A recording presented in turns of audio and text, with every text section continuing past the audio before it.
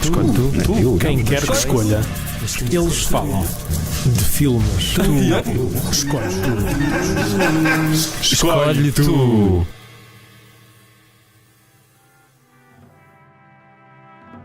Hello, I'm Michael Caine, and for God's holy trousers, today we are going to talk about The Man Who Would Be King. E esta foi a pior imitação de sempre do Michael Caine. Espera, acho que consigo melhor. Michael Caine, não consigo. And my name is Sean Connery. É mais Sean. É assim um Sean Connery. Podemos já acabar aqui. Isso é. Então vá, pessoal, até para a semana. Até a próxima. Agora, não, acabávamos mesmo o episódio. E as pessoas tipo, ok. Este episódio tem 10 segundos. Uau, pelo menos eles desta vez disseram alguma coisa de jeito. Sim, porque as pessoas vão chegar ao final deste episódio. Quem me dera que eles tivessem acabado ali. E porque os nossos ouvintes têm a voz do gigante do Doraemon. Não sei o quê. Então, pronto, não é? Mas ok, não. É para acabar, Ok. Era isto. Ok. Eu disse que não tinha preparado nada. Eu pensei, eu estava a caminho daqui a pensar, eu acho que consigo fazer um bom Michael Caine. E na minha cabeça estava a soar mais Hello, I'm Michael Caine. Mas, hello, governor. Hello, governor. Want some For God's holy trousers. Want some tea and scones? Bloody hell, mate. I'm not gonna bury another Batman. Would you like a fag? Já viste? That's a good Michael Caine. Eu já te mandei um vídeo. Isto é tipo Michael Caine velho e rabugento. Get off my lawn! Isso é com menos de 3 dentes. Já viste o vídeo do Michael Caine imitar o Michael Caine? Eu acho que já te mandei. Sim, eu acho que sim. É tão engraçado. Vão pesquisar, pessoas. Sim. Link-te aí na bio e o caralho. Uau, isso foi um palavrão? Agora assim. Não, foi carai. É uma expressão latina que quer dizer figos com amêndoa. Ok. Eu gosto muito de carais. Ok, mas então, The Man Who Would Be King, cuja tradução errada diz o homem que queria ser rei. Exatamente. É mais o homem que seria rei. Não é? Porque ele queria, mas ele seria. Não sabe se vai mesmo acontecer. Sim, mas o título do filme diz The Man Who Would Be King. Sim. E o filme começa e tu percebes que houve qualquer coisa ali que já. Certo, porque o Michael Caine volta sozinho. Sim. Este filme, eu gosto muito deste filme e fiquei muito surpreendido porque tive medo de rever e que ficasse decepcionado. Porque este foi um filme que, quando eu o vi há cerca de 2 anos, ficou comigo desde tempo todo e muitas vezes vou-me lembrando de várias coisas do filme. Às vezes em situações inoportunas. Às vezes eu estou a falar com pessoas e olha, lembras-te daquela parte no fim em que aparece a cabeça do Sean Connery já sem. Ou então vais com a tua família à missa no domingo. By God's holy trousers! E o padre afasta-se da criança. Ok. Já é a segunda de hoje. Um em off e outra não agora. Não precisavas dizer isso, que tinha havido um em off. Mas gostei muito de rever o filme. É uma bela aventura. O que é que tu achaste do filme? Eu achei que o filme. Talvez eu cada vez penso mais no filme, acho que cada vez ele resulta melhor. Sim. Se bem que quando o estava a ver achei que tinha um início muito forte e começa como esta grande aventura e depois entra num vale e afunda-se é uma palavra muito forte. Mas é um bocado, mas muda ou seja, muda ali um bocadinho a mudança. Ainda bem que muda a mudança, Tiago. Eu percebi o que bem, quando conduz, eu não tenho a carta, mas quando conduz um carro, tu metes a mudança, mas estás a mudar-me. Tu conduzes na mesma, apesar de não teres carta. Sim. E estavas a dizer que o filme muda. Eu percebo o que tu queres dizer. Eu na verdade, quando entro num carro, penduro no vidro um screenshot do Crazy Taxi só para estar dentro da experiência. Ou do Táxi de Nova York com o Jimmy Fallon e a Queen Latifah. Esse grande filme. Eu percebo o que tu queres dizer. Eu percebo o que queres dizer, mas não será isso propositado no filme? Sim, daí eu dizer cada vez mais que penso nele, fico a gostar mais e penso, ok, era este o objetivo, e eu, se calhar, enquanto estava a ver, não era se calhar não o apanhei. E depois Sim. alguns filmes são vítimas de um crime muito inglório que é pá, se calhar não era isto que me apetecia ver agora. E acho que já discutimos esse problema, e é sempre um daqueles. O problema é não és tu, sou eu. Sim, exatamente. Mas quando o filme ganha Proporções, sim. Não, é só... Espera, isto é para ficar ou não? Sim, claro. É que tu fizeste. Lembras-te do Vicky o Viking? Tu és do tempo dessa personagem. É que ele, quando tinha uma ideia, esfregava aqui a parte de baixo do nariz. E tu fizeste exatamente a mesma coisa agora. Era aquele que tinha sempre o cabelo à frente dos olhos. E que parecia uma gaja. Exatamente. Só porque tinha o cabelo comprido. Preconceituosos! Mas quando o filme ganha esta dimensão quase, e arrisco-me a dizer, shakespeariana. Sim, é mais que hipliniana, mas pronto. Sabes que Tenho uma ideia que vou sair do podcast agora. Ele esfregava um lado do nariz, o outro lado do nariz, e depois no fim estava a cheirar a coca. Era isso que. Roubaste uma piada. E é por isso que assim que ele acabava apareciam imensas estrelas no ar. E não estou a gozar. E todos os episódios acabavam com uma bola a dizer The world is yours. E ele com uma machine gun. Svixen for Snixen. Say hello to my little Viking. Exatamente. Desculpa. Isto há segundos atrás era a minha tentativa muito ofensiva de não sei, de onde é que eram os desenhos animados? Eram suecos? Eu acho que eram suecos ou alemães. Ok. Sim. Alemães meio japoneses também. Alemães meio japoneses? Sim, era uma produção entre a Alemanha e o Japão. Okay. Eu gostava muito desses desenhos animados. Estavas a caracterizar os bonecos como alemães meio japoneses. Sim. Porque eles tinham os olhos assim e falavam assim. Porque as pessoas na altura eram muito preconceituosas e achavam que os japoneses eram assim. Pronto. Pausa para tirares isto do episódio depois. Não! Bom, estavas a dizer que o filme ganha a dimensão shakespeariana. Estou sério. Assim, que aí voltou a ter a minha atenção por completo, porque acho que quando entra naquele ritmo deles chegarem à Terra A e darem a volta àquilo e conquistarem tudo, e depois e que inimigos é que vocês têm na Terra B? Nós temos este, e depois e tu tens este padrão de terra em terra, e depois treinar um grande exército para o destino final. Exatamente. E acho que para já acho que há aí um conflito. Lá está. Quem sou eu para discutir com o grande John Huston, a não ser no Phobia de 1983? E acho que não podes discutir com ele de qualquer maneira, porque ele está morto. Eu tenho as minhas maneiras. Nunca ouviste falar em Jogo do Copo? Yes, darling, yes. Isto foi a minha Foi imitação do John Huston. Não é muito má. Eu li uma entrevista com o Michael Caine em que I was the director of The Man Who Would Be King. Li uma entrevista com o Michael Caine em que ele disse que se... Acho que o entrevistador tinha começado... Estavam a falar do John Huston. Conta aí uma anedota sobre o John Huston. Sim. E eu não vou contar a anedota porque não me lembro, mas vou dizer o que aconteceu a seguir, que foi ele dizer se Deus tivesse uma voz, seria a voz do John Huston. Muito bem, muito bem. E acho que é muito apropriado, porque ele tinha uma voz super colocada. Mais do que colocada. Aquilo estava tão colocada que ele estava deslocado. É por isso que, como comediantes que nós somos, sempre que pensamos nisso, pensamos como é que seria John Huston na casa de banho. Exatamente. Oh, here it goes down the toilet. Pronto, peço desculpa. Grande ator também. Exatamente, e o pai também, ator. Que entrou no filme do John Huston, O Tesouro da Sierra Madre. E mais dois. Agora não estou a lembrar. Mais dois que eu também agora. Acho que entra no Maltese Falcon. Não sei se entra no Maltese Falcon. Eu acabei de dizer que eu não me lembro, portanto não perguntes. É injusto. Desculpa. Mas estavas a dizer não podes discutir com o John Huston. Quem é que sou eu para discutir com o John Huston?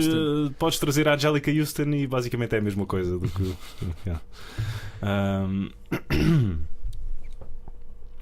Esta foi a eu estava à espera que conseguíssemos desta vez retomar. Estavas a dizer. Temos de voltar atrás. Estavas a falaste dos padrões, depois disseste quem sou eu para discutir com o John Huston, apesar do Phobia.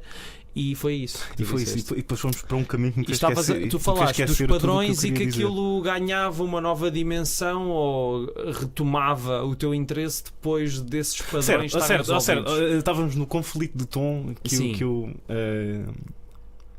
detetei para mim. Que ao início começa como esta grande aventura, quase uma proto-buddy picture, não é? Deles os dois com uma grande química, não é? Exatamente. Sir Sean Connery e Sir Michael Caine. Good old Mike Caine. Mike Caine! It's me! Não sei porque é que fiz isto. Apesar de, ou seja, as personagens começarem mais com a tua. Não têm necessariamente a tua simpatia, têm mais a tua empatia, ou seja, porque personagens moralmente algo dúbias e cinzentas, delas estarem a explorar conflitos das quais não têm nenhum papel ou sequer interesse a não ser monetário. E se calhar eu fiquei um bocadinho de pé atrás no sentido, ok, o filme está a dar esta camada, este glacê, este caramelo por cima de aventuras, enquanto eu estou a acompanhar duas personagens que eu se calhar não quero estar a ver neste momento, apesar da grande química que eles têm. E sim, depois lá para o fim o filme vai buscar alguns desses elementos, e então quando caminha para caminhos mais tenebrosos, lá está uma redundância novamente a aparecer no nosso episódio da Aventura Podcastica Escolhe Tu. Acho que aí fiquei de barriga cheia outra vez e até me apanhou de surpresa com algumas cenas, especialmente aquela em que tu ouves alguns barulhos de que supostamente, e corrijo-me se eu estiver errado, são bebés a serem mortos. Exatamente, sim. Que é algo que até vem, entre aspas, meio do nada, porque não estava à espera de. Mas toda aquela ilusão do Sean Connery, ou seja, um homem que só queria, ou seja, dois homens só queriam a nobreza, e o Sean Connery encontrou algo divino à sua espera. E acaba por ser possuído por esse sentimento. Exatamente. Mas eu vou-te dizer uma coisa, e até foi. Eu ontem revi o filme e depois fui ao Letterboxd ver as críticas, como gosto de fazer só para ver. Eu também gosto. E eu não consigo concordar com uma coisa que muita gente disse, que é um bocado que vai ao encontro do que tu acabaste de dizer, que é: sim, aquelas personagens são completamente desprezíveis no seu modo de viver, na sua ética, na sua moral, tudo. Sim, aquele é um contexto colonialista. Certo. Estamos a falar do tempo do Império Britânico. Certo. Terceiro, eu simplesmente odeio quando um filme dramático contemporâneo tenta fingir que numa outra época em que está a retratar, havia alguém que pensava exatamente como nós hoje em dia. Certo, ok. Pronto. Okay. Que há ali um cavaleiro branco que entra por ali adentro. E eu vou-te explicar. E o John Huston, o conto, eu não li o conto, li só partes do conto ainda, mas quero ler o conto inteiro, mas parece-me que o conto é extremamente fiel ao livro, ao filme. Tiago, eu estou a tentar... Desculpa, eu sei, mas acabei de me assoar e acho que houve qualquer coisa que voou que não devia. Desculpa. Obrigado pela. Diz isso. Desculpa. Ok. O que é que eu estava a dizer? Era isso? Será que era? Cavaleiro Branco e o John Huston não mete um paninho quente. Não mete um paninho quente porque a história é muito fiel ao livro e ao espírito do livro, do que eu percebi. Não estou a falar como conhecedor, mas do que eu percebi.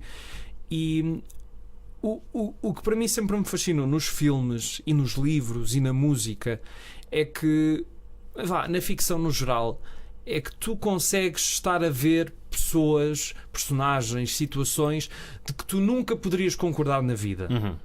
De pessoas que não têm nada a ver contigo. E acho que há uma grande falácia que é: tu não precisas de identificar com um personagem para gostares dele.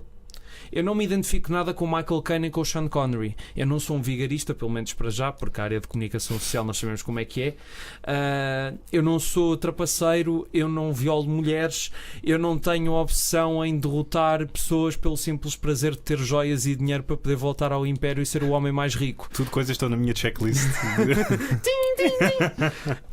Agora, tu não podes, e é isso que me incomoda um bocado nas críticas que li, e neste filme e noutros também, que é uma coisa que está a acontecer muito hoje em dia, que é substituires a tua noção de moral por aquilo que é simplesmente uma obra de ficção e que, se tu fores logo com o preconceito, não vais perceber que no fim o que o filme te está a querer dizer é que aquelas personagens e aquele ambiente, por mais nada que tenha a ver com esta atualidade, há uma coisa que tem em comum: é que a natureza humana não mudou assim muito.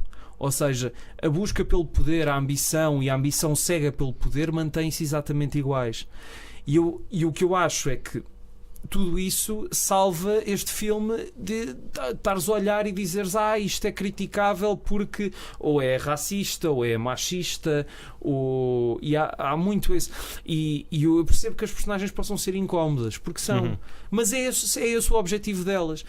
E nesta época em que as pessoas têm paciência zero para ver qualquer coisa, é claro que se virem 5 minutos do filme se calhar não vão ficar muito agradadas. Sim, as personagens têm muita piada, pois têm, mas é isso que eu gosto num filme e que infelizmente acho que hoje em dia cada vez menos é possível, que é ter personagens que são ambíguas e que até, por mais horríveis que sejam, fazem-te rir na mesma.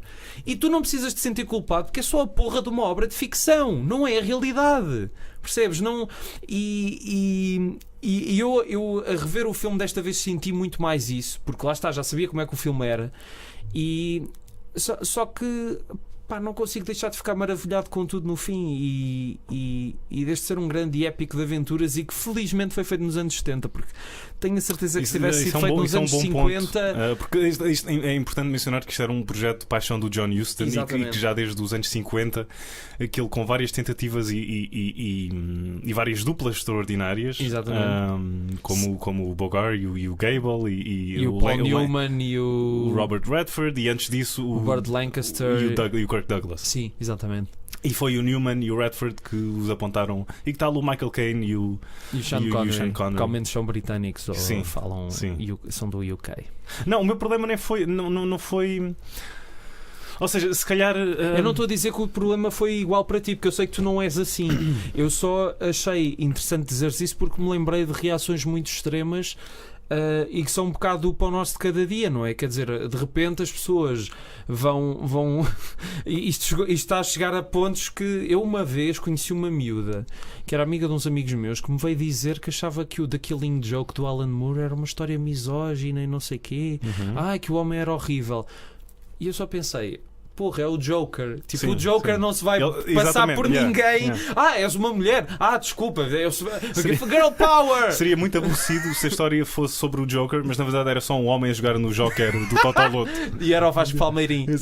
Porque ele apresenta um concurso chamado Joker. Ok. Desculpa. Falhou aqui a ligação. Mas eu se calhar ou seja, um problema semelhante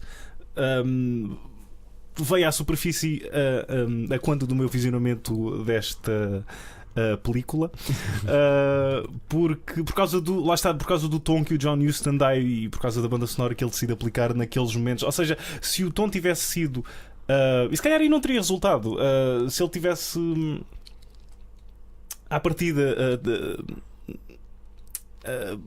pegado num tom mais cínico e detetável e direto, se calhar tinha sido mais compreensível e não havia esta distância entre se calhar o que as pessoas estão à espera, que era uma aventura, não é, da velha guarda, mas na verdade lá no meio estão personagens muito mais complexas e não tão ou seja, e tridimensionais. Sim. E se calhar é essa distância que não é percorrida ou que o filme não deixa ao espectador que o faça. Mas a questão é que tu tens de deixar o espectador ver o filme como ele é, percebes? Acho que é só isso.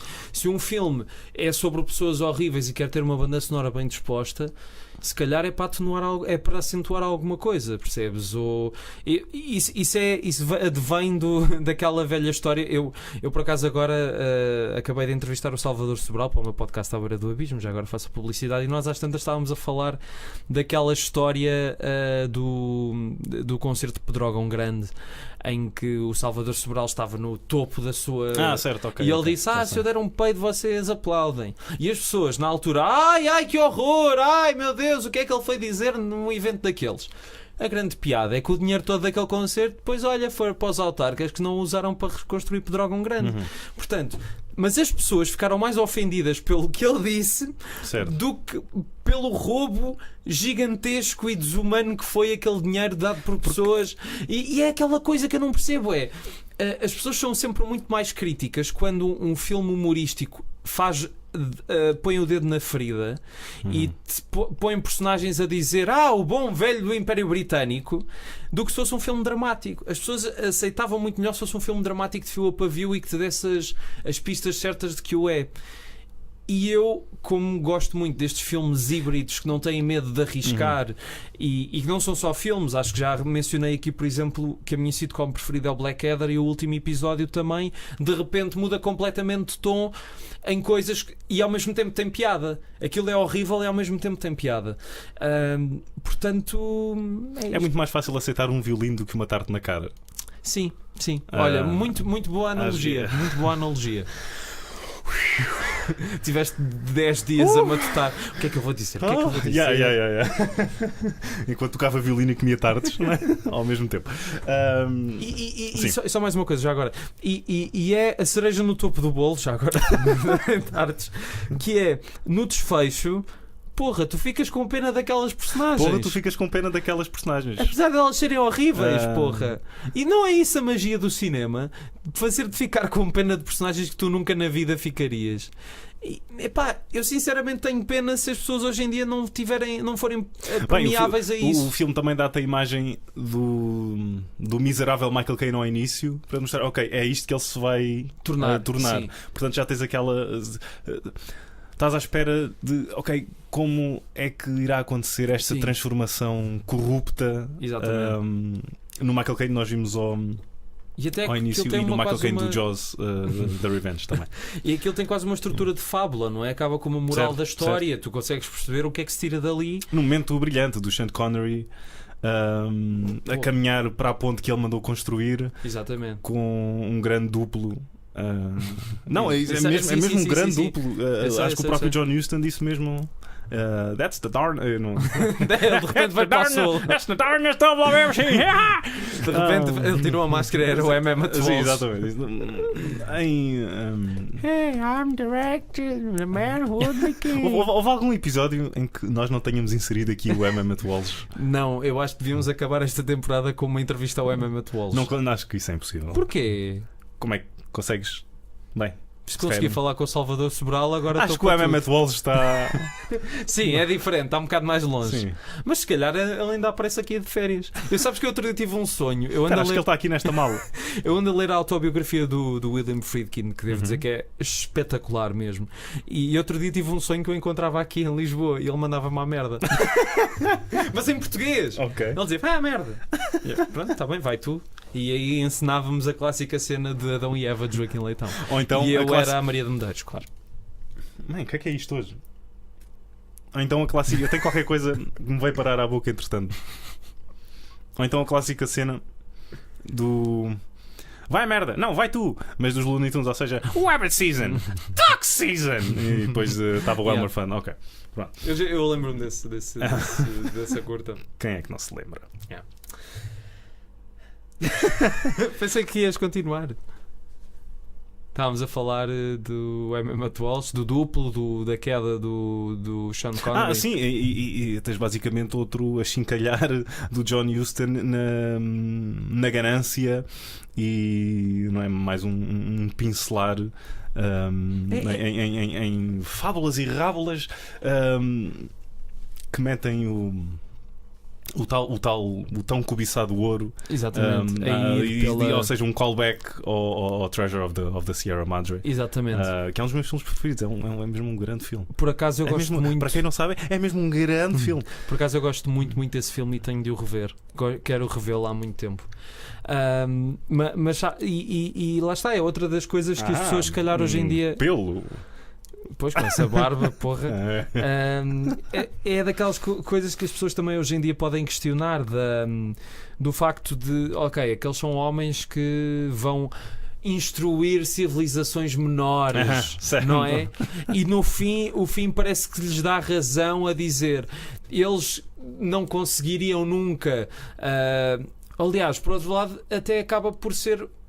É e não é uma tipo confirmação disso, porque ao mesmo tempo parece que eles estão a dizer: os brancos nunca vão conseguir educar esta malta inferior, porque eles decidem destruir a ponte, que era a coisa que os unia ao resto do mundo. Mas ao mesmo tempo parece que o filme está a dizer: não, tu não te podes sobrepor a outras culturas só porque achas que és mais civilizado do que elas. Ou seja, fica ali tipo no limbo entre as duas interpretações. E com isso faço o chamamento numa cena anterior, ou seja, quando eles são convidados e estão a ver a tal dança das 27 filhas. Esse momento foi muito desconfortável. Em que, um bocadinho, principalmente quando ele diz: mas temos ali 27 rapazes, se não gostares de raparigas. Eu quero isso como o meu toque também. Eu vou juntar uns toques, escolhe tu, e vender. Basicamente entrou o Elmo aqui. Exato.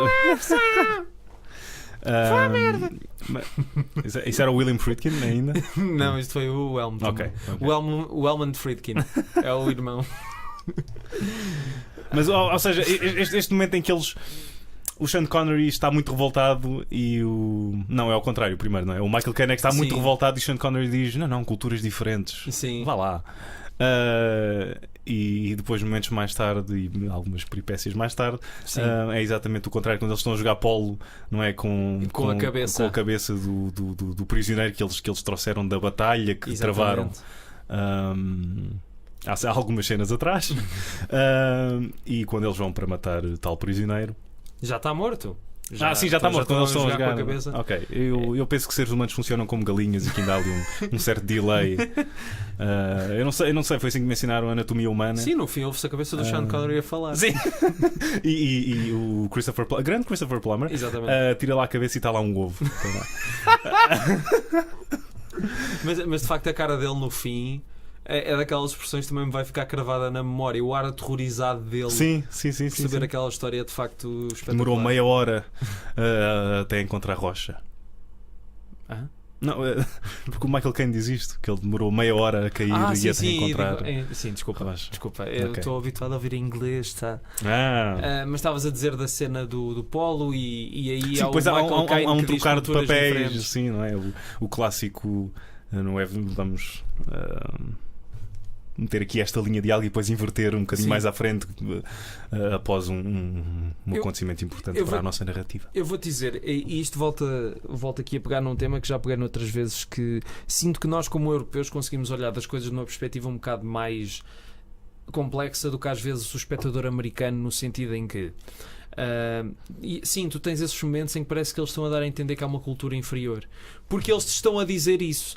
Agora, o espectador que vê o filme e tem cabeça para pensar sabe que eles estão tão errados como as culturas, por razões completamente diferentes. Não é preciso serem eles a dizer. Eu sinto é que hoje em dia as pessoas precisam que as personagens lhes digam tudo. Percebes? Precisam que lhes digam o que é que elas pensam, o que é que elas acham, o que é que está certo e o que é que está errado. Parece que eles não conseguem pensar por si próprios e perceber que aquilo é uma porra de um filme. Basicamente precisam que o filme tome um ponto de vista à partida e que não seja... E que seja fofinho com aquilo que nós pensamos hoje. Que pode ser muito válido, obviamente. O que nós pensamos hoje, nós não... Felizmente o Império Britânico já não existe, pelo menos como uma estrutura apoiada pelo regime britânico. É claro que aqueles países ainda têm uma forte cultura britânica inseridos neles, mas isso faz parte, infelizmente. Mas, por outro lado, não podemos negar que é aquela história que eu já ouvi uma vez de que nós hoje em dia, lá está, não é? Sabemos que o racismo é mau e etc, e que a escravatura não deveria existir. Mensagens acutilantes. Mas será que há 500 anos quantos de nós é que teriam essa perspectiva, percebes? Porque aquilo era aceite. Não, eu se vivesse em 1600 eu era contra a escravatura. Certo, não seria nada verosímil. Barrigada de riso. Não seria nada verosímil se aparecesse ali uma personagem que do nada dissesse todas essas mensagens às nossas personagens. Sim, eles estão a dizer tipo: eu adoro escravos, e depois aparece ele: a escravatura é errada, o racismo é errado. Obrigado, bom dia. E era o Fernando Mendes. Ok. Só porque sim. Mas é um filme. Bem, então ainda bem que o filme era em scope. Ele agora está magrinho. Nós já discutimos isto aqui, Tiago. Está bem, mas... Mas estavas a falar dos padrões, e eu acho que o padrão de eles chegarem à primeira aldeia e matam aquela pessoa, depois, quando já chegam ao templo sagrado e que há a concórdia entre todos os povos. Só achei que narrativamente era um pouco flácido. Sim, mas aquilo é uma metáfora, não é? Ou seja, a parte da narração também, que eles atravessam estas paisagens fabulosas e não sei quem é que foi o artista, o Matte Artist que teve no filme, mas aquilo é fantástico. O meu chapéu, o meu chapéu, isso foi é o meu Dave Chappelle. Exatamente, o meu Dave Chappelle é retirado para com essas pessoas. Sim, mas a entrada, tenho sempre uma alergia à narração, e acho que é das coisas mais difíceis de serem feitas e de passarem para o espectador, e de serem consideradas essenciais. E aqui tu tens um visual tão estonteante e espetacular, que está sempre ali a narração como uma muleta. Exatamente. Que não é preciso. E se aí tivesse, se calhar, isso sido um espaçamento mais cuidado, não tinha. Percebo o que queres dizer. Não tinha sido mau para o filme. Mas lá está. Por favor, quem sou eu? John Huston. Não, mas o John Huston também fez filmes, pelo amor de Deus, fez o. Phobia outra vez? O Phobia eu ainda não vi, mas o Prisoner's Honor, pelo amor de Deus. Esse é considerado um bom filme do John Huston, certo? Não é mau, mas aquilo demora a passar. Okay. Aquilo às tantas é. Se tu aqui sentiste que às vezes o filme então tenta ver aquele. Ou o Beat the Devil, que é só uma curiosidade. Ia-te perguntar pelo Beat the Devil. Esse filme é. Pronto. Foi o Trumbo que escreveu? Não, foi o Capote. Foi o Capote, ok. Esse filme, acho que a história de produção é mais interessante que o próprio filme, mas depois para o autor que. E esta era outra coisa que eu queria falar, porque o John Huston é um caso muito atípico, não é? Porque quer dizer, tu tens realizadores da geração dele que ainda fizeram filmes nos últimos anos de vida. Por exemplo, já falámos aqui do Hitchcock uma vez, não é bem da mesma geração, mas é contemporâneo. Certo. Ou pelo menos o seu período áureo foi mais ou menos coincidente com o do Huston. Só que o Hitchcock não fez assim tantos filmes até morrer. Eu disse o Huston ou o Hitchcock? Agora eu queria dizer o Hitchcock. Se disse Huston, desculpem, queria dizer o Hitchcock. O Hitchcock não fez muitos filmes até morrer. Isso só prova que eu não estou com atenção. Depois do The Birds, ele fez e mais 6 ou 7 filmes, não é? E também são de qualidades muito variáveis. Acho que o Topázio é para esquecer. O Cortina Rasgada tem coisas interessantes, mas também está longe de ser o melhor do Hitchcock. E depois, no fim, lá ele tem 2 filmes um bocado mais interessantes. O Friends e o Family Plot, que já discutimos aqui. Vais celebrar a longevidade e a variedade da carreira do John Huston? Exatamente. Okay. Como é que um homem que está quase a morrer, como ele estava, já de cadeira de roda, já com oxigênio, faz um filme tão bonito como o The Dead? Desculpa. Já viste? Não. Eu fiquei... É que de facto ele é mesmo um caso atípico, porque... Eu acho até, eu ainda não vi todos os filmes dele, mas parece que ele se revelou verdadeiramente como o realizador que queria ser a partir do momento em que aparece a nova Hollywood. Ou seja, parece que ele encontrou o espaço para fazer O Homem Queria Ser Rei, o Gente de Dublin ou o The Dead. Depois também fez o Ice Blood e o Under the Volcano, que eu ainda não vi, sendo que o Under the Volcano é com o Albert Finney. E não é que eu não... eu adoro o Maltese Falcon, adoro o Tesouro da Sierra Madre, adoro o Key Largo, que acho que é um filme que devia ser muito mais falado do que é. Acho que é um filme brilhante com o Bogart, o Edgar G. Robinson, ou Edward, então tinha isso bem, estúpido. E a boa da Lauren Bacall. Estavas a pensar no Edgar Ulmer. Sim. Que é Edgar G. Ulmer. Ou Edgar Allan Poe. Ou o Edgar Ascensão dos Postas Caseiros. Já agora. Uau, bom shout-out. E muito criativo. Muito criativo. Para isso, merece um póster grátis do nosso ouvinte Edgar Ascensão. Edgar, por favor. Espero que ele ouça isto e cumpras a tua promessa, sacana. Não fez promessa nenhuma. Porque ele às tantas, ou seja, ele começa em alta, não é? Começa com o Maltese Falcon e é logo uau, espetacular. Das melhores estreias que se calhar algum realizador teve. Pelo menos em Hollywood, sim. Certo. Acho que só o melhor só para o Citizen Kane. E depois às tantas ele continua com uma carreira mais ou menos interessante. Faz A Noite da Iguana, por exemplo, que é um filme que também gosto muito. E depois parece que cai um bocadinho. e depois regressa e faz uma série de filmes assim uns quase atrás dos outros. E eu acho isto impressionante, porque não é normal. O clichê diz-nos que um realizador, quando chega a uma determinada idade, para, não é? Sim, e eu acho que já disse estas palavras algures. Por exemplo, tu pegas olhas para o Fat City. Sim, o Fat City, como é que me esqueci desse filme? Sim. E espera lá, isto foi feito por quem? Sim. Com quantos anos? E ele é uma espécie de David. David Bowie. É um clichê dizer que ele é um camaleão. Camaleão David Bowie. Não digas que ele é um camaleão, porque os então, camaleões fazem isso para se camuflar e ele não se camuflava, não é? Ele certo. não se queria então proteger. a zebra que era o John Huston. Mas ele adaptou-se muito bem a cada década em que entrou. Sim. Até nos anos 80, década tão impenetrável. Exatamente. Em que ele fez também com Michael Caine o Fuga para a Vitória. Um filme que eu achei divertidíssimo e que adorei. Exatamente, Fuga para a Vitória. Eu também. Eu gosto imenso desse filme. E estou-me a cagar para as críticas, mas eu acho que é um filme espetacular. Mas o filme é bem estimado. Mais ou menos, etc. Okay. Não, mas, por exemplo, eu agora estou a ver aqui a filmografia dele, que é bastante extensa, 47 filmes, algumas curtas no meio, e ele começa mesmo muito bem. Depois do Maltese Falcon faz um filme que eu vi há pouquíssimo tempo, que é fantástico também, que é com a Bette Davis, que se chama In This Our Life. Esse filme também é fantástico. E depois ainda tem, durante os anos seguintes, faz vários filmes. Faz o Quando a Cidade Dorme, que também é um grande filme. Qual é que é o Asphalt Jungle? É o Quando a Cidade Dorme. Okay. E até faz a Rainha Africana, que também é muito famoso. Se calhar a fama do filme é melhor que o próprio filme. Concordo. Não sei se isto pode ser algo controverso ou não, mas concordo. Não. E depois ainda faz uns filmes interessantes. Faz o The Misfits, claro. É que ele tem uma carreira mesmo espetacular, caraças. É que uma pessoa esquece da quantidade. Fez o Reflections in a Golden Eye, que também é um grande filme. Ou seja, eu se calhar vou ter que desdizer aquilo que eu disse, porque ele tem grandes filmes sempre ao longo da carreira. A questão é que está sempre a surpreender. Acho que como foi um realizador que nunca parou, que claro, nem tudo o que o homem vai fazer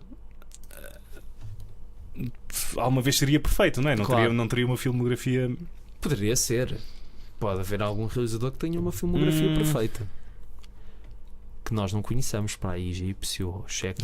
Certo.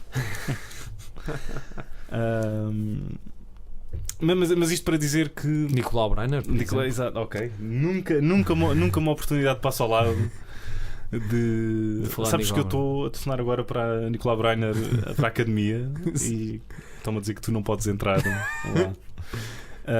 Mas isto para dizer que, ou seja, para um homem tão ativo, que haveria sempre uma pata ou outra que haveria de cair na poça, e ele lá para o final de carreira houve algumas. Sim, mesmo assim. Houve um filme que ele nunca. Acho que nem se pode dizer que é considerado dele, foi o Love and Bullets, depois do Stuart Rosenberg. Estava a ver isso agora, nem sabia. Retirou. Ou seja, houve ali um desentendimento qualquer, acho eu, entre o Bronson e o John Huston. Já tinham trabalhado como atores num filme que eu achei divertidíssimo, foi o Breakout. Não vi. E depois acho que a nódoa negra verdadeira da carreira dele é o Phobia, que é um filme extremamente misterioso e uber desconhecido, que é esta pérola negra com o Paul Michael Glaser. Mas é que ele, de facto, no início conseguiu muito bem incrementar-se no Studio System. Não sei se foi por cunha, não sei como, mas a questão é que de facto ele conseguiu mostrar que tinha mérito em estar ali. E depois, mais tarde, quando o Studio System já não quer saber mais dele, e acho que o papel que ele faz no Other Side of the Wind também acaba por ser um bocado sobre isso, ele lá consegue de repente ser uma espécie do realizador independente mais velho do planeta. E de facto acho que ele é um exemplo. Acho que a carreira dele é um exemplo de que a tua idade nunca tem nada a ver com certo. Se tu tens algo para dizer num filme ou não, não é? Olha para o Scorsese. Sim. Mas é diferente, são casos diferentes. Certo, mas que ainda consegues ser relevante.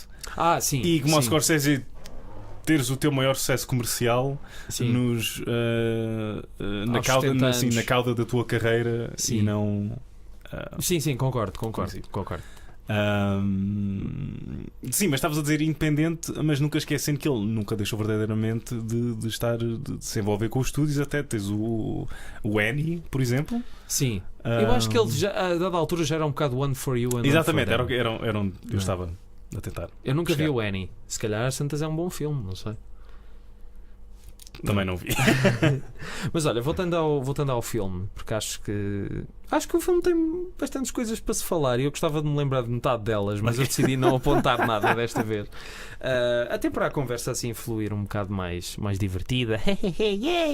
E entrou o Topo Gigi agora. Vá à merda. Ou outro. Porque é que também já é a segunda ou terceira personagem cartunesca que te manda. Não, primeiro William Friedkin, Estás-me a chamar cartão? Elmo e agora Topo Gigio que te mandam à merda no mesmo episódio. eu sou uma personagem muito adorada pelas mascotes deste mundo.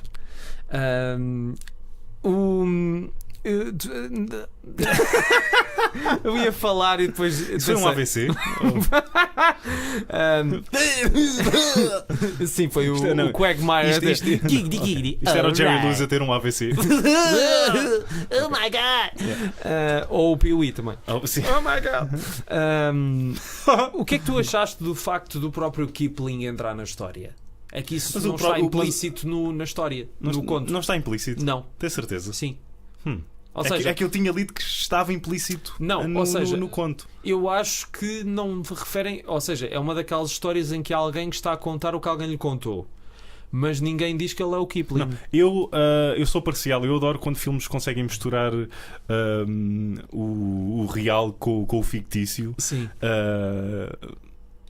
Especialmente quando conseguem meter o próprio autor na narrativa das coisas. Exatamente. Naked Launch, temos o exemplo do Kafka, temos o Emmett.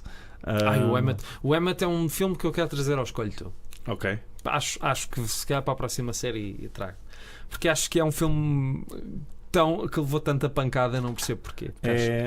É fascinante, ou seja, tu só analisas a história desse filme, é fascinante. E saberes que há um filme desconhecido por trás que está a apanhar para o algures numa primeira versão. A questão, sabes, é que a única diferença, parece-me, é que o original foi filmado on location, não é? Certo, mas esse só desencadeia um monte de fatores e de efeitos que estará no produto final. Ok, mas a questão é que eu acho que aquele funciona muito bem e se calhar até funciona melhor em estúdio porque acaba por ser um bocado uma homenagem àquele tipo de histórias e à forma como eram filmadas. Aquilo para mim funciona como se fosse um filme de uma história do Dashiell Hammett. Eu sinceramente acho que o filme é ótimo, mas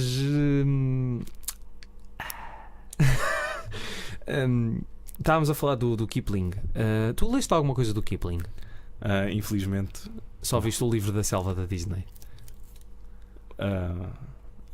O mais recente. Não viste o original sequer? Não, É giro. Eu não fui educado com Disney e não voltei atrás para descobrir a maior parte das coisas que a Disney. Uma coisa aqui Então ali. tu vias filmes do Charles Bronson quando tinha 6 anos e o Walker o Ranger do Texas? Não, nunca fui a pessoa mais dada a musicais e quando o catálogo quase inteiro da Disney tem cantorias lá pelo meio. Ter cantorias pelo meio não qualifica o filme de musical. Tecnicamente. Talvez estejas errado. Tecnicamente, vai à merda. Eu acho que este episódio vai ser censurado. Foi o que toda a gente me disse hoje. Olha, tecnicamente você vai à merda. O senhor no café, o meu colega de casa, os meus familiares. Ou seja, eu sempre estava mais preocupado com a anarquia dos Looney Tunes e mas eu também vi isso, mas também vi os filmes da Disney. E vi a porcaria dos Digimons e dos Pokémons e isso tudo. Até vi as Navegantes da Lua com a minha irmã. Saudades do Batatune. Mas isto para chegar ao ponto de que eu vi uma versão do Livro da Selva e tu, Rui, o que é que conheces do Kipling? Eu ouvi a outra versão do Livro da Selva e acho que é isso. É isso, ok. Acho que li alguns poemas do Kipling. Aliás, até fiz um trabalho na escola sobre um grande poema dele que se chama If. Esse poema eu até, se quiseres, posso tentar descobrir, porque era muito giro. Eu não disse que sim, mas já estás à procura. Opa, não me custa nada. Não, porque era um poema muito bonito sobre a relação entre um pai e um filho, em que basicamente o pai dava conselhos ao filho para a vida. Preencham agora os espaços em branco, por favor. Vou só ler aqui, são várias estrofes, vou só ler aqui a primeira, porque acho que isto é muito bonito. Vou ler em inglês. If you can talk with crowds and keep your virtue, or walk with kings, nor lose the common touch, if neither foes nor loving friends can hurt you, if all men count with you, but none too much, if you can fill the unforgiving minute with 60 seconds worth of distance run, yours is the earth and everything that's in it, and which is more, you'll be a man, my son. É fofinho, é fofinho. Eu sei que se calhar o Kipling é uma pessoa assim um bocado estranha, mas também se calhar deriva do seu tempo. E parece-me, eu gosto muito que o livro, o filme não tenha medo que os diálogos pareçam datados, ou seja, que pareçam saídos de um livro escrito do século XIX. Sim, não é tipo, não é o Drácula AD 1972 versão Kipling em que metem os personagens nos anos 70 e Yo, Jab, honey. Hey, what's up? Hey, Dracky, man. Bom, desculpem.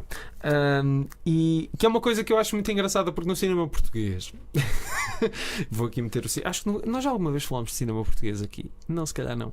Mas é que tu não consegues no cinema português, se calhar por os atores não estarem habituados a isso, mas de facto, quer dizer, num filme inglês ou francês, as pessoas podem dizer coisas que nunca ninguém na vida diria e fazem aquilo soar natural. Fazem aquilo soar certo, soar bem. E em Portugal isso não existe. Não é assim tão difícil. Vão ver este filme, vão ver o que é que o maravilhoso uso da linguagem que o Michael Caine, o Sean Connery e o ator, que agora infelizmente estou-me a esquecer do nome, que faz espécie de sidekick deles, que acho que também tem um papel extraordinário no filme. Billy Fish. Não é o nome do ator, mas é o nome da personagem. E que melhor nome de personagem é que tu podes querer do que Billy Fish? Exatamente. Há alguns que, não sei, se fosse Max Powers. Qual é que era o nome? Não ouvi um nome de uma personagem dos Simpsons que era o Max. O Homer mudava de nome e também era Max. Epá, não me lembro. Max Danger, Max Power. Pensei que ias falar do Otto. Hey, guy! Mas pronto, o homem queria ser rei. Que mais queres falar? Né? Tchau. Não sei, acho que. Mas gostaste de QB? Não, eu gostei imenso. E foi mesmo esta progressão que tive. Gostei imenso. E agora no caminho para casa vais ficar a pensar. Vou chegar a casa e vais ser assombrado pela cabeça do Sean Connery.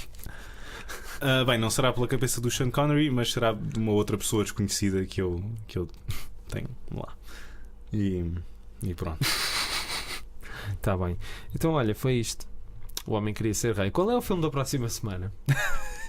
Acho que me voltei a esquecer qual é que era o filme da próxima semana. Será que é o não, já sei. É o Bringing Out the Dead. Portanto, estava na dúvida. Pronto. Então olha, lá está. Scorsese para a semana num filme que eu ainda não vi dele e um filme que ninguém fala, não é? Dele. E com o Nicolas Cage. E escrito pelo Paul Schrader. A última colaboração até à data. Dos dois. Sim, senhor. Então... Achas que fizemos jus ao filme? Não sei. Eu muitas das vezes acabo os episódios com um sentimento de culpa tremenda. Mas isto são as conversas definitivas sobre filmes? Não são, mas...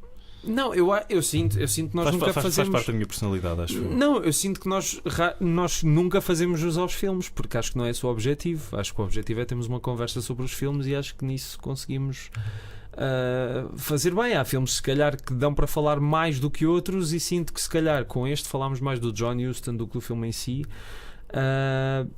Mas espero que seja um incentivo para as pessoas irem rever o filme, ou se gostam de ouvir o podcast sem terem visto o filme, que já percebi que algumas pessoas gostam, espero que vão ver o filme e também descubram por si próprias e se gostarem venham falar connosco e nós temos todo o prazer de responder, porque somos pessoas simpáticas e que não fogem 7 pés de outros seres humanos, pelo menos à quarta-feira. Tirai-me este peso das costas, ó senhor. Eu via, por acaso havia mais qualquer coisa que eu me estava a lembrar do filme. Não, já chega. Não, é que nós falámos bastante. Agora pensando bem, nós falámos bastante do filme. Eu depois é que estive ali a falar da questão de se criticar ou de ser o filme ser controverso ou não. Mas lá está. O desfecho do filme vai-me assombrar para o resto dos meus dias. Acho que aquilo é Ainda bem que ele fez isto em 1975. Ou seja, quando tivesse 85 anos, um lençol branco que diz final do homem que queria ser I'm the ghost of Sean Connery.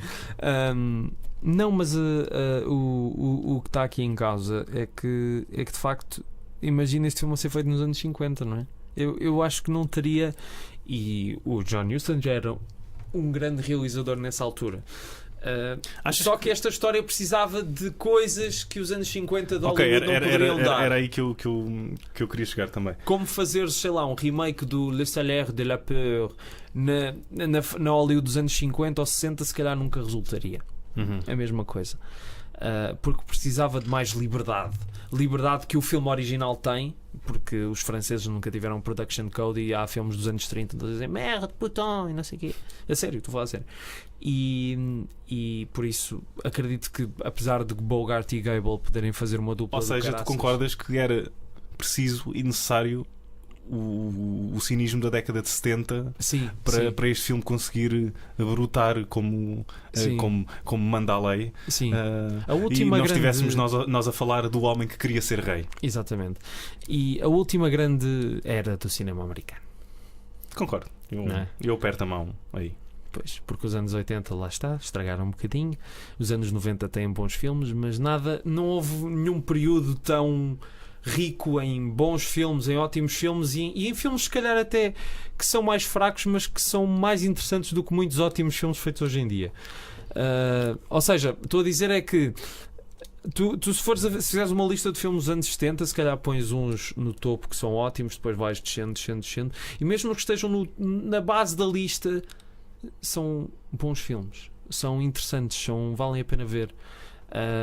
E foi uma década espetacular.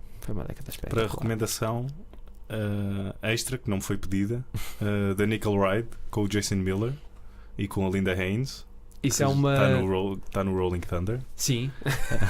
O Tiago basicamente pôs os dedos nos peitos dele para fazer de maminhas de senhora. Eu não fiz isso. Ou então as mamas dele se ele tivesse 200 quilos. Rui Alves Sousa está a inventar. Eu não tenho 200 quilos. Está a comer essa.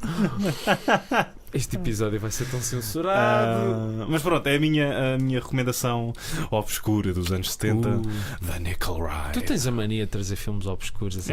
Eu sou tão especial, só conheço filmes falados em cheque e com. É um filme da Fox. Eu estou a gozar, eu estou a fazer de pessoa que acha que ver filmes é mau, como há muita gente hoje em dia aí.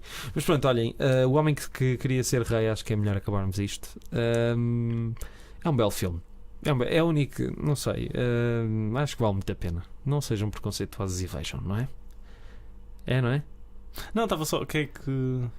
Estás a dizer preconceituosos em que sentido? Preconceituosos no sentido de ser um filme passado na época do colonialismo, aquelas coisas que nós. Esqueci-me de dizer que eu confundia sempre este filme com o The Wind and the Lion, que tem o Sean Connery e o John Huston. Sim, exatamente. Também era o que me aparecia nas sugestões do IMDb. Tenham cuidado. Que filme é que vão ver hoje à noite, não é? Ou então podem ver o daqui do Would Be King, que saiu este ano. E não estou a gozar, saiu o mesmo filme chamado daqui do Would Be King, com o Macaulay Culkin. É o que eu tenho a dizer, é a garganta seca. Bom, então para a semana temos Scorsese e Nicolas Cage. E no estúdio, mais impressionante. No estúdio, Nicolas Cage vai nos falar do seu casamento. E Schrader, não te esqueças do Schrader. E Schrader, exatamente. Peço desculpa ao Sr. Schrader. Não faz mal. Ainda bem. Ele já estava aqui. Agora tu perguntas-me se eu quero dizer mais alguma coisa. Queres dizer mais alguma coisa? Vai merda, Rui. Vai tu. E os nossos ouvintes não vão, de certeza, porque eles são fofinhos e são queridos. Lembras-te daquela coisa que o Pedro Alves falou outro dia do falar assim? Sim. É? Tu investigaste agora mais alguma coisa? Não, fazia só isto. Parece uma chaleira lá no fundo. Eu não sabia em que mundo é que isso seria considerado erótico. Talvez seja eu é que estou no. Eu conheço muitas pessoas, Tiago, que estariam interessadas. Bom, então vamos embora. Vamos partir à aventura pelas gloriosas calças de Deus. Cheerio. Have a nice day. See you next week. Goodbye. Toodaloo. Tu, quem quer que escolha. Eles falam de filmes. Tu escolhes tu. Escolhe tu.